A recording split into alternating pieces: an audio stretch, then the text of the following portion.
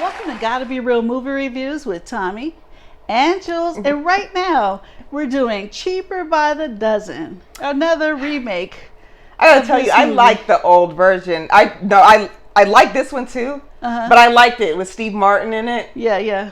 So let's talk about Cheaper by the Dozen 2022 on Disney Plus with no extra fees. You better get yourself some Disney Plus. I'm just saying. I've been watching everything on there now that I went on and bought it. I'm like, oh, I didn't know that was there. Oh, Honey, I Shrunk the Kids. Like all of that stuff queued up when I got done watching this. You gotta watch like The Mandalorian and see Baby Yoda. See, I'm getting hooked on another show. That leads you to Boba Fett, which leads you to... It's going to be a cycle, but it's good. It's all good. All right. Okay, so this is PG-13. Yes. Who's starring in here? Too many to names, all of them. So I'm going to name the big ones and just like a couple of the kids because we'd be here all day. Yeah, because it's like 12 of them. Yeah. You don't have that kind of time. Yeah. Okay. All right. So we have the mom who's played by Gabrielle Union. She's Zoe Baker. Then we have Zach Braff, who plays the dad. He had to take dance lessons and stuff. TikTok dance lessons. Oh, that was hilarious. I just can't forget how he saw. No, first you have to take it in. Like the kids had to help him. You clap the back of the hands and then you throw. I was doing that like. And you know what I love? I miss him from Scrubs. I used to love that show, and they were hilarious in there. I love the show. If you haven't watched Scrubs, pull it up. I'm sure Hulu or somebody has it. But It's a hilarious show. Yeah. See them. His little noodle arms. I know. You're like, Dad, you're not cool anymore. Okay. Erica Christensen. Every time I see her, all I could think of is Swim Fan. That movie was so just kind of odd. It was. That's been a while. When was that? 2002. It was 2002? Yeah. Okay. That was a little longer than that. 2002. 20 years. Okay. Sorry if I'm putting your age out there, Erica, but she's good. That movie was creepy. Timon Kyle Durrett. I just mixed his name.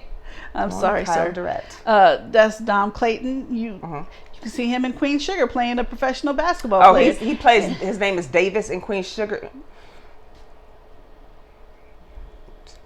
That's all I'm saying. If you seen Queen Sugar, you know why I just did that. But okay, let's go ahead. I forgave him while I was watching this movie. So he's played a professional football player in Cheaper by the Dozen, but a professional basketball player in Queen Sugar. By the way, Queen Sugar is a phenomenal show on the L Network. Oprah Winfrey's fantastic show. Okay. Arian Simhardi, he plays Haresh. I like Haresh. Dollar Stein. Michael Michelle Harris. So you know her from Mixed-ish, Big Little Lies, Raven's Home. She's an up-and-coming big actress there. Is Mixed-ish still on? It has not come back, but I think it's probably going to come back. I haven't heard that it was canceled. Okay. Like Blackish, this is their last season, but they've been on for a while, huh? Yeah, I think Mixed might be coming back. Okay. All right. But she's been in a lot of stuff lately. Brittany and Cynthia Daniel. So Brittany Daniel plays Melanie, and you recognize her from The Game, White Chicks, Little Man, and Blackish. Cynthia Daniel, if you watch Sweet Valley High, then you might recognize her from them. But this is the first movie or TV show that she's been in 20 years. Wow. Cynthia. I can kind of tell them apart. They're identical twins, but sometimes I can tell Tia and Tamara apart, and I don't have to look for the mold. Sometimes I can. They just look different to me. Only sometimes. Maybe if I watch them more, like their shows, I'll be able to see. But they look so. I can't. See, to me, I can just see them. I'll be like, oh, that's Tamara. That's Tia. There's Tamara's face is a little bit more puffy than Tia's. Cheeks, yeah. Yeah. They have the cutest kids too. And Simeon Othello Dace. Okay, he didn't have the hugest role in this. He played a boyfriend, but I listed him. He plays this guy named Chris because he's up and coming too. Right now, he's in a show called All American on CWTV. Ain't that about football? So, and he's a football player. Ain't he a football player in here too? Yes. Okay, yeah. You could tell by his body type. He looked like a football player. Yeah. He's in American Soul. That's about Soul Train. Okay. And he was in the Bobby Brown story. He's just been in a lot of shows coming up. So I just wanted to mention him so you can keep an eye on him because he'll be out there. He'll be out there. Okay. So Cheaper by the Dozen. So we know this is we did 2003 was actually that was a second remake because this is the one with Steve Martin in it from 2003. There was another one in 1950. I had no idea. Yep. No idea there was I actually want to see that one now. Yep. Because when I got done watching this one, it automatically queued up the original with Steve Martin. Not necessarily original, but it automatically queued it up, and then it started doing Honey, I Shrunk the Kids and whatnot. Yep. But let's go on and tell them kind of pretty much, if you hadn't seen the previous one, what this one is about. I almost want to say I think there was a book too way back in 1950 that it was originally based off of, but I'm not positive, and I should have wrote that down. I'm sorry. So this summary is straight from Walt Disney Studios. This is not my writing. All right. A Disney Plus original movie, Cheaper by the Dozen, is a reimagining of the 2003 hit family comedy. It is a story of the raucous exploits of a blended family of 12, the Bakers, as they navigate a hectic home life while simultaneously managing their family business.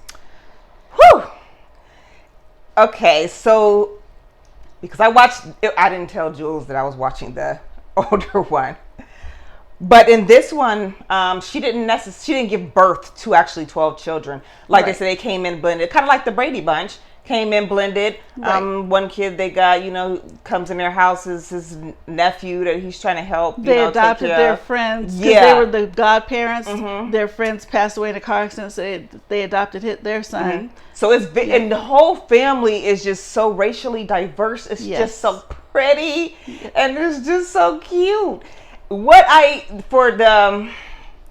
It seems like when they do these movies, and if you remember from the one with Steve Martin, that I get it, you have 12 kids, that's a whole bunch of kids. I mean, I would have to have like 2 nannies live in at all times. And I also need a chef to cook in the big prison pots, because how are you going to feed that many kids? I don't even want to know what the bill is. But listen, the thing is, Dad, just like he gets this big old promotion, and now, Mom's at home trying to do her thing, but she's also got to take care of the house, and it's always insane in there. And it's a matter of, and I never believed in this, of parents thinking that once they have kids, their dreams have to be over with.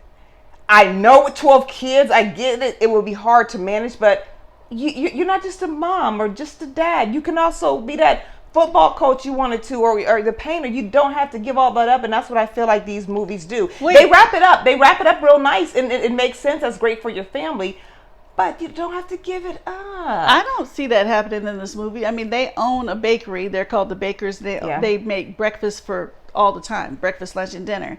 So I don't see them, that's their dream. So I don't see them giving that up. The thing is, in this movie, they're giving an offer to franchise. Which would have taken care of them and more than your business is great, but that was altering, you got to branch out. Yeah. Right, but it was just making them bigger to provide better for your family. And that was a crazy thing for me to see him struggling with.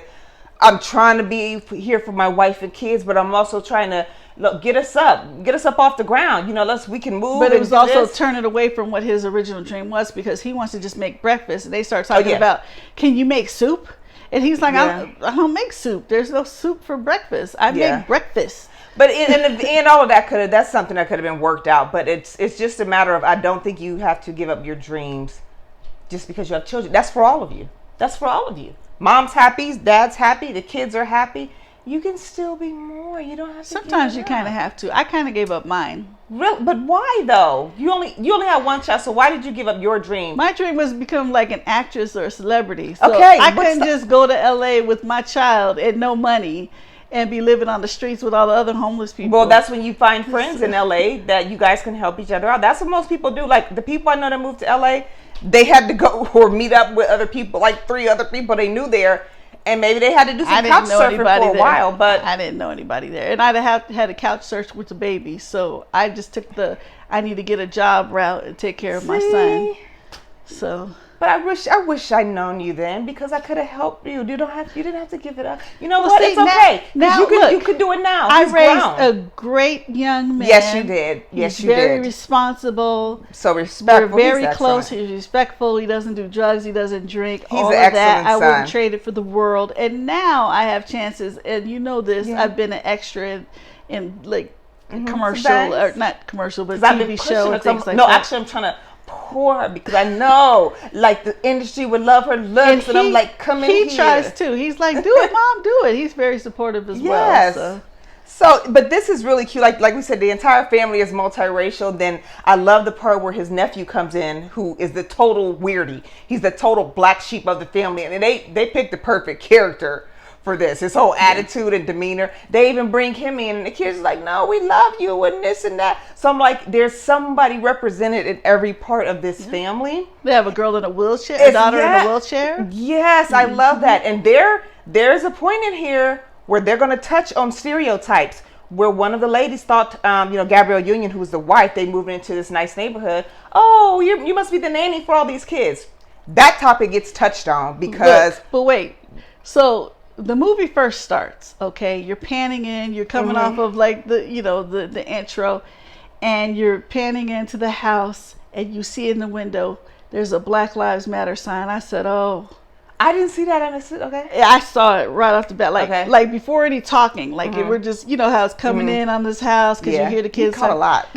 Yeah, I was like, okay, this is gonna. There's some people they don't want to hear that our lives matter. They don't want to hear that. They're like, oh crap.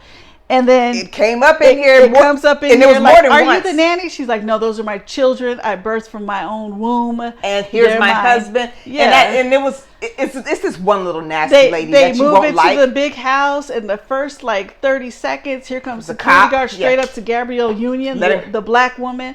You can't do this and this, that, here. There's a noise ordinance, and you can't have loud music after 10 p.m. She's like, why are you telling me? She's like, is that the first thing you say to everybody that comes into this neighborhood, or is that something you just said to me? Because first of all, they weren't even loud. They were just moving in. Yeah. But that's how you welcome is that how you welcomed everybody else into this neighborhood? Yeah. So they dabbled on it, and I love the way she handled it. And I love the way she handled it. But I also knew, I said, watch me go to IMDb. And look at the rating on this and some of the comments. And of course, some people don't want to see that. They hate on that. And especially you're on a Disney Channel and stuff. And it's reality. Everything. Cheaper by the dozen. It used to be a original white family. And now they're mixed families. It's like, shut up. Have to hear about Black Lives Matter and all these things. I just want to be like, shh. Why do you have to bring race into it? Because listen, it's a reality. They took their family mixed. They had white kids, they had black kids, they had kids that were mixed with black and white. In Indian, the girl in a wheelchair. And no matter what you do, you go to these uppity neighborhoods, and most of them, it was mainly one woman, but still, even the security guard, you get stereotyped. Even their children are going to get stereotyped. But the way she handled it was very graceful, telling them off in a nice way. And I didn't see it that issue being overbearing. It just dabbled on it. I mean, and that's freaking the reality. We're fine. We're fine, and we see it as a fine, just regular straight movie. But there are some people out there. It's always somebody that There's always going to be somebody that want to be a keyboard. As soon as something like that comes up, well, you know what? It's not exactly the same. I'm out. Yeah, it's not exactly the same as the last one. That's why. Yeah. And it should be This Cheaper by the Dozen did not require the family to be of one race whatsoever. So when you can do that and also get, the girl in the wheelchair and this Indian boy, what's wrong with that? It needs to be more like that. That's more realistic anyway. But I do love Steve Martin's version just because it was just so fun and funny. Yeah, and she actually birthed all 12 of those kids. Yeah. Woo, honey. I saw that one and Cheaper by the Dozen too that came out in 2005. I remember that one too. Yeah. But these were all fun movies. Like I said, Honey, I Shrunk the Kids queued up, and I watched that one. Then Honey, I Blew Up the Baby. I'm like, oh, these. You just had a whole evening. I started when it pulled it up. I'm like, I might as well just watch it just to do a comparison. But there's nothing in there that's necessary for it to be a family of one particular color. And I love the way they did this. I'm really proud of them. Yes. I'm proud of the actors in there, and the kids were great actors. The little twins.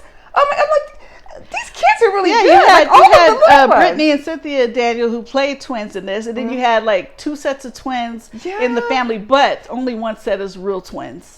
It was the little boys, they're actual twins. And it's funny because just like we were saying, their dad is trying to do these dances, but we know our little 5-year-old cousins know how to do all the TikTok stuff, and they're all like, Dad, oh my gosh, stop. So you get all of that new age, Gen Z stuff in here, and it was really cute. It's very relatable. My nieces would actually love to watch that because it's so relatable. Yeah. They're doing the videos and the dance-offs and the... Are you sure they wouldn't be like, when's somebody gonna kill somebody? You know what? It's possible. It's possible, but no, they know when it's on Disney, it's going to be fun. So, just for the things that were done in this movie, I have to give it a 3.5 because I just have a lot of respect for them for just making the cast the way they did and trying to represent, most people. It should be appealing to everybody. This is Disney. So I'm going to go ahead and give it a 3.5, and I highly recommend watching it. I'm going to give it 3. Okay. I thought it was good. It wasn't super great. Mm-hmm. I'm glad it was on Disney Plus for free because I don't think I would have made a trip out to the movies to see it. Maybe if I had little ones. But by it being the fourth one since the original, maybe these probably wouldn't be at the movies at this point anyway. It's been so long since all the remakes were done. Yeah, there's no extra scenes, and I have a couple of notes that I pulled from IMDb. The movie the Bakers were watching during the movie night was actually the original Cheaper by the Dozen that came out in 1950. So that's what's on their TV. Let's see, the second remake of the original. This is the second remake of the original 1950 Cheaper by the Dozen, which we mentioned already. With Steve Martin. The first Cheaper by the Dozen was a remake where one of his kids. This is the first Cheaper by the Dozen as a remake where one of the kids are in a wheelchair. Okay.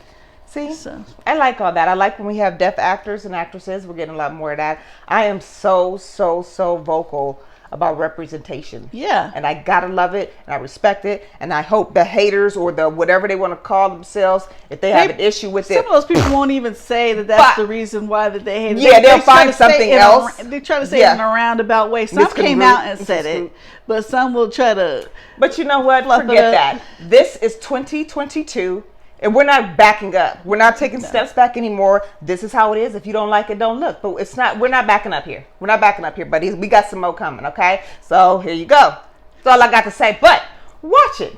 It's a fun little movie. When you agree, Jules, it's a fun movie. I think you guys will have fun watching this with your kids on a Saturday. I laughed. Bringing your lunch and pizza. I think you guys will love watching it. I am going to watch it again. It's just fun. It's so chaotic to see how she's handling all these kids, because when I got my nieces, I got 6. And I'll be like, who's going to help me babysit? Who? Can I give you guys this money to help me babysit? Right? Because I got 6 of them. They're really good, but it's just so many of them. And if we're out somewhere and they see something exciting, it's like, wait, where did she go? So I get it. And you have 12. Look, I could barely handle watching my nieces and nephews with my son. And that's 4. That's only 4. Oh, see, I got 6. And they range from 10 to 4. So it's a fun movie. Watch it with your kids. I recommend it. All right. So thank you very much for tuning in to our Cheaper by the Dozen 2022 on Disney Plus. Don't forget, we're on Facebook, we're on YouTube, we are on Instagram, and guess what else? We are on Cash App. GottaBeReel. You'll see it somewhere right in here. You want to help a sister out a little bit for our movie watching ventures? There you go. We appreciate you. Yeah. And also, give us some requests. What do you want to see? We don't care if it's old school, it could be scary, it could be comedy, horror, whatever. Tell us what you want to see and we'll watch it. Shout you out on the show and give it up. All right? Thank you very much. Tuning in. We'll see y'all later. Bye-bye. Give what up?